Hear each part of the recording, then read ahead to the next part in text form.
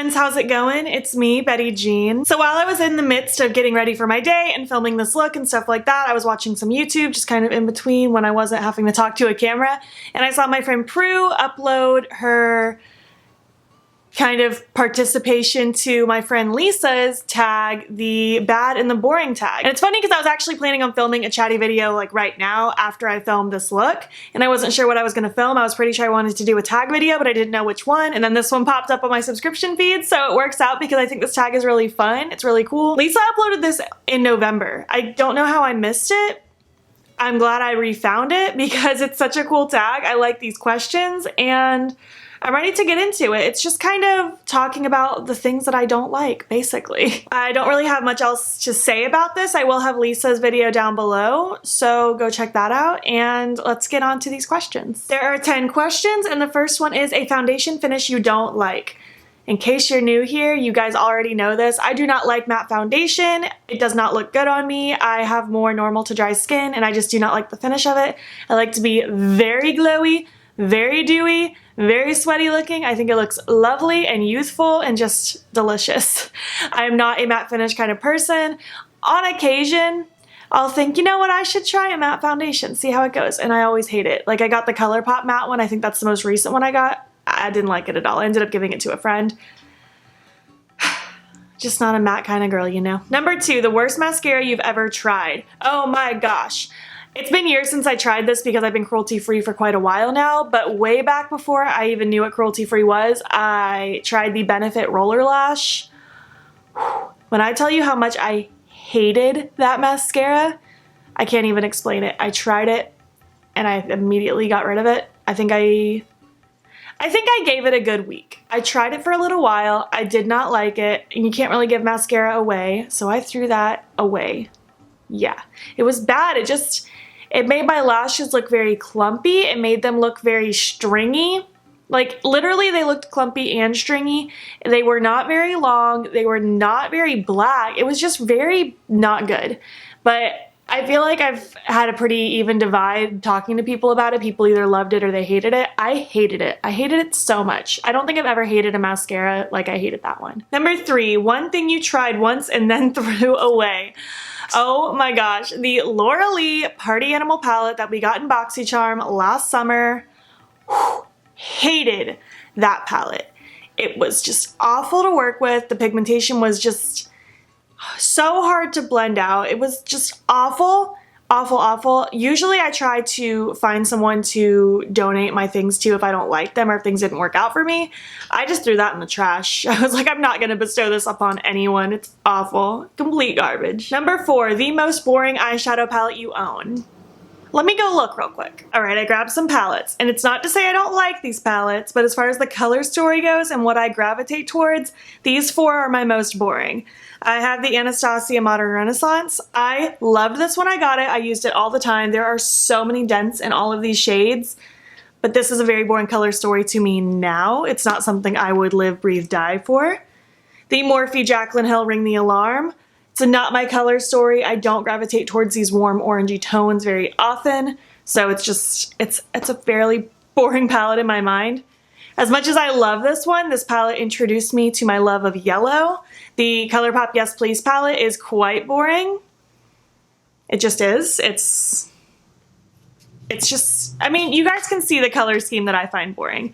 And then also the Ace Beauté Grandiose palette, which out of all of these 4, this one's the most exciting color story-wise because of that bright pink and the bright red and this more peach shade. But these are just the boring palettes that I own. Number 5, a makeup trend you think is boring and want to go away. Huh. It's a good question. I feel like heavy contouring I just don't love for most people on day to day. I'm not a contour hater. I understand the point of it. I don't think it's necessary in everyday life. Like, I rarely contour. I haven't even been doing powder bronzer lately. I've just been doing my cream bronzer. So maybe I would say contour. I don't know. Maybe structured brows. Now that I started being very lazy with mine, I don't love seeing a structured brow anymore. Maybe one of those two, something like that. Number 6, the worst liquid lipstick you've ever tried. Ooh, I think it was called Let me look up the name of it so I say it properly. Okay, I'll pop it up on the screen somewhere, but it is the Lime Crime Liquid Velveteen in Blue Flame. Hated it. I've talked about this before in my products I regret buying video. Beautiful color, beautiful deep navy, lovely matte finish when you first apply it, but it does not wear good at all. It literally crumbles off, but also melts outside of my lines. Was disgusting. That's one of the only times I've worn makeup and Zane like said something about it because it looked that bad. Things usually look pretty okay, and even if something's only minorly bad, he won't say anything, but that was bad. I hated that. I threw that away pretty fast too. Number 7, what color do you think is the most boring one? That's a good question too. Let me look in my boring palettes. Maybe that will help me figure out the answer. I'm gonna go with bronze colors, whether it's a matte or a metallic or a shimmer. I just don't like bronzes. I was gonna say browns, but I feel like that's too easy of an answer, and I really don't like orange eyeshadow on me too much, and I feel like that's a little too easy also. But very specifically, I don't like bronzes. Even when I play with browns, I don't feel like I ever gravitate towards a bronze. I go for more of golds or champagnes or things like that if I'm sticking in the neutrals. I just don't really ever gravitate towards a bronzy color. Number 8, what brand do you think is coming out with the most boring things? Ooh, that's a spicy question. I'm gonna look on Trend Mood's page real quick. Part of me wants to just say Tarte right off the bat, but I feel like that's too easy of an answer because everyone thinks Tarte's boring. Even Tarte fans think Tarte's boring, I swear. I might go with Too Faced, honestly. Too Faced has rarely piqued my interest, especially lately. I feel like out of all their releases in the past probably year to 2 years, the only things that have really caught my attention are like their dewy skin products. Like I really want to try their dewy loose powder and their dewy foundation. But as far as anything else, I'm not intrigued at all. I'm looking at Too Faced Instagram right now and nothing speaks to me. I don't want any part of it. Number 9, which step in your makeup routine is the most boring one? My brows, for sure. Literally all I do is brow gel.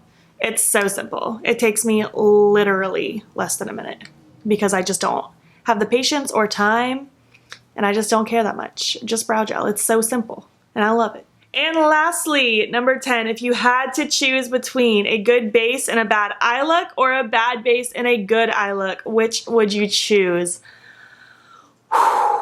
That's really, really hard. Part of me doesn't want to say a bad eye look because I pride myself on having very fun, good eye looks, if I do say so myself. I love playing with eyeshadow, but I also really like having a good base. I feel like even when I go simple with my base, I don't want it to look bad. I mean, no one wants any part of their makeup to look bad, Betty Jean.